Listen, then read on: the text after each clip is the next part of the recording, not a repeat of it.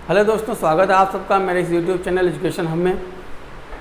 मैं Naushad Ahmad. I have more than 5 year research experience as well as more than 5 year teaching experience. Last video में हमने nucleic acid के बारे में discuss किया था, प्यूरिन पिरिमिडीन के बारे में पढ़ा था, फास्फोडाइस्टर बॉन्ड के बारे में पढ़ा था। अब उसी टॉपिक को उस टॉपिक न्यूक्लिक एसिड का ये लास्ट टॉपिक है, उसके बाद नया बायोमॉलिक्यूल पढ़ेंगे। तो आगे बढ़ते हैं। तो हमने देख लिया था कि न्यूक्लियोटाइड क्या होते हैं। अब थोड़ा स्ट्रक्चर के बेस पे देख लेते हैं।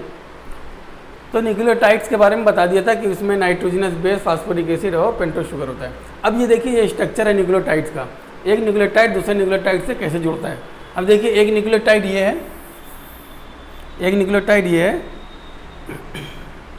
देखिए, एक न्यूक्लियोटाइड ये है जिसमें बेस है, पेंटोस शुगर है, फास्फोरिक एसिड है। यहाँ पे नंबरिंग कर दीजिए 1 2 3 4 5।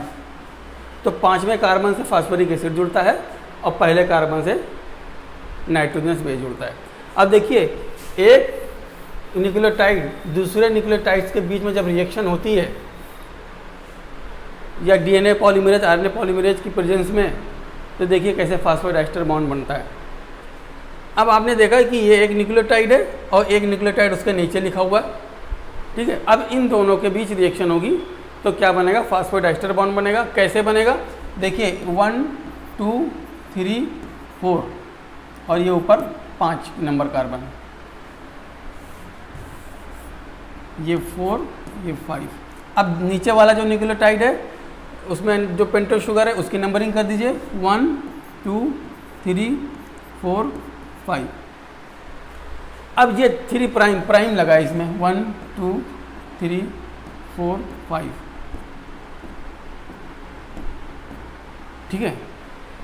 तो आप देखिए कि ये थर्ड नंबर कार्बन पे OH है और यहाँ 5वें नंबर कार्बन पे क्या है, ये फास्फोरिक एसिड जुड़ा हुआ है।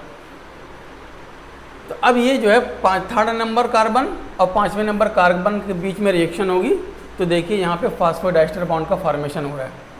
कौन इन्वॉल्व है, थर्ड नंबर कार्बन का OH और 5वें नंबर कार्बन पे प्रेजेंट फास्फोरिक एसिड। इनके बीच में रिएक्शन होती है तो ये बन जाता है क्या, ये न्यूक्लियोटाइड से पॉलीमराइज हो जाते हैं। अब नेक्स्ट न्यूक्लियोटाइड आएगा, वो भी इसी मैनर में जुड़ेगा। इस तरीके से ढेर सारे न्यूक्लियोटाइड एक दूसरे से फास्फोडाइस्टर बॉन्ड से जुड़े रहते हैं, ठीक है। इस तरीके से आप दूसरा भी उसके बाद नेक्स्ट न्यूक्लियोटाइड को भी ला के जोड़ सकते हैं।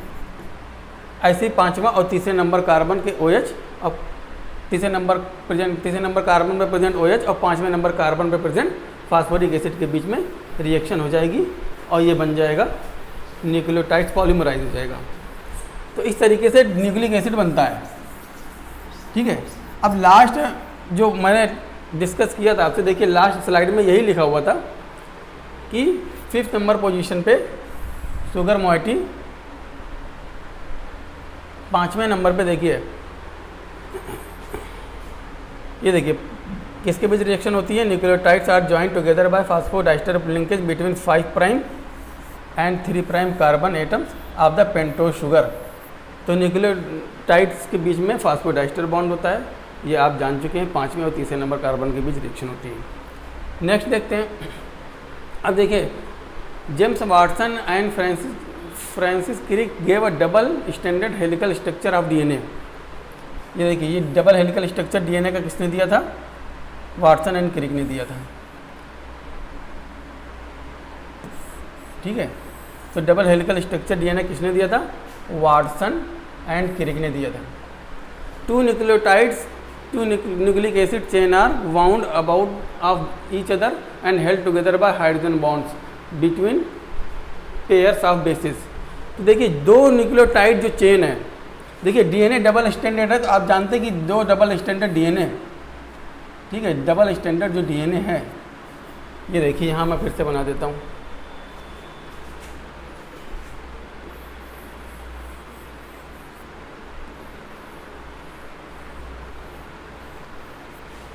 तो जो डबल स्टैंडर्ड DNA है, ये दोनों स्ट्रैंड एक दूसरे से किससे जुड़ते हैं, हाइड्रोजन बॉन्ड से जुड़ते हैं। ये देखिए लिखा हुआ है NCERT में कि दो स्ट्रैंड एक दूसरे से हाइड्रोजन बॉन्ड से जुड़ते हैं। एक ही स्ट्रैंड में दो न्यूक्लियोटाइड एक दूसरे से फास्फोडाइस्टर बॉन्ड से जुड़ते हैं। ये याद रखने वाला पॉइंट है कि हाइड्रोजन बॉन्ड दो स्ट्रैंड के बीच में होता है। ठीक है, the two strands are complementary to each other. दो स्ट्रैंड एक दूसरे के कॉम्प्लीमेंट्री होते हैं। दो स्ट्रैंड में जो नाइट्रोजनस बेस है वो एक दूसरे के कॉम्प्लीमेंट्री हैं। ठीक है, तो अब अगर ए है, एक स्ट्रैंड में ए है तो दूसरे स्ट्रैंड में टी होगा। तो इस तरीके से दोनों स्ट्रैंड एक दूसरे के कॉम्प्लीमेंट्री होते हैं। Because the hydrogen bonds are found between specific pair of the bases. ठीक है, जैसा कि हमने देखा है कि ग्वानिन साइटोसिन से 3 हाइड्रोजन बॉन्ड बनाता है, एडेनिन और थाइमिन 2 हाइड्रोजन बॉन्ड बनाता है अगर ये डीएनए का केस है। ठीक है, तो स्पेसिफिक पेयर्स होते हैं जिससे ये नाइट्रोजनस बेस एक दूसरे से, एक स्ट्रैंड से दूसरे स्ट्रैंड में प्रेजेंट नाइट्रोजनस बेस एक दूसरे से जुड़ते हैं। तो adenine forms hydrogen bond with thymine, where cytosine forms hydrogen bond with guanine. हमने इसको पहले ही पढ़ लिया है। RNA molecule are of 3 types and they perform different function. They are named and messenger RNA, ribosomal RNA, तो ये mRNA हो गया, ये राइबोसोमल आरएनए हो गया एंड ये tRNA हो गया। ठीक है, तो जितने भी आरएनए मॉलिक्यूल कितने टाइप का है, कोडिंग आरएनए बोलते हैं इनको। ठीक है, messenger RNA, ribosomal RNA, transfer RNA. तो इनमें तीनों में सबसे ज़्यादा अमाउंट में सेल के अंदर कौन प्रेजेंट होता है, ribosomal RNA. Most abundant RNA in the cell ribosomal RNA. तो राइबोसोमल आरएनए जो है सबसे ज़्यादा पाया जाने वाला आरएनए है सेल के अंदर इन तीनों में। ठीक है, वैसे ये 3 तरह के हैं, mRNA, tRNA, आरएनए, इनको शॉर्ट में बोलते हैं। ठीक है, तो अब biological function of nucleic acid. Nucleic acid का क्या बायोलॉजिकल फंक्शन है वो देखते हैं।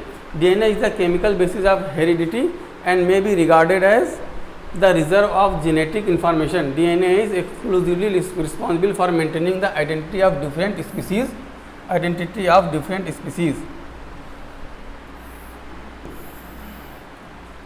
of organism over millions of years. A DNA molecule is capable of self duplication.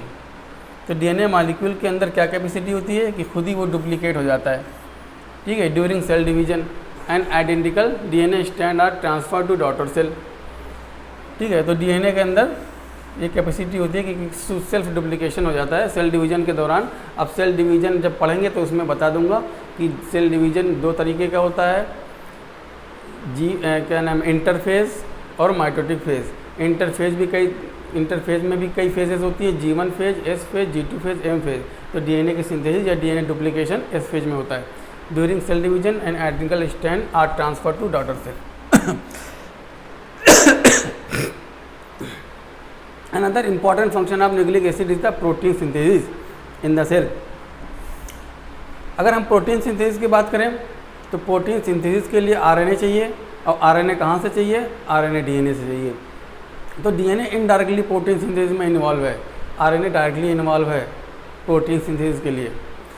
तो न्यूक्लिक एसिड का फंक्शन एक ये भी हो गया कि these are involve indirectly in protein synthesis. तो प्रोटीन सिंथेसिस में इनका बहुत बड़ा रोल है। ठीक है, क्योंकि ये डीएनए से ट्रांसक्रिप्शन होता है डीएनए का, तो एमआरएनए बनता है, एमआरएनए से प्रोटीन बनती है जो ट्रांसलेशन में, जिसको ट्रांसलेशन बोलते हैं। Actually the protein are synthesized by various RNA molecule in the cell, but the various RNA molecule का मतलब ये हुआ कि जब प्रोटीन सिंथेसिस होती है तो सारे के सारे आरएनए इन्वॉल्व हो जाते हैं, टीआरएनए, आरआरएनए, एमआरएनए। ठीक है, तो प्रोटीन सिंथेसिस के लिए वैसे हम पढ़ते हैं कि एमआरएनए का नाम सुना है, एमआरएनए से प्रोटीन बनती है, ऐसा नहीं है। प्रोटीन सिंथेसिस के लिए तीनों आरएनए रिस्पॉन्सिबल है, आरआरएनए, एमआरएनए, टीआरएनए। ठीक है, various RNA molecule in the cell, but the message of for the synthesis of particular protein is present in the DNA. ठीक है, तो डीएनए के अंदर कुछ जीन होते हैं, उस जीन का ट्रांसक्रिप्शन होता है, फिर उसका ट्रांसलेशन होता है। तो मैसेज कहाँ प्रेजेंट है प्रोटीन सिंथेसिस का, डीएनए के अंदर, प्रेजेंट इन डीएनए। तो प्रोटीन सिंथेसिस का जो इन्फॉर्मेशन है वो डीएनए के अंदर पहले से है। ठीक है, उसी से ही ट्रांसक्रिप्शन और ट्रांसलेशन होता है। ठीक है, अब इसके बाद जो है अगला टॉपिक है विटामिन्स।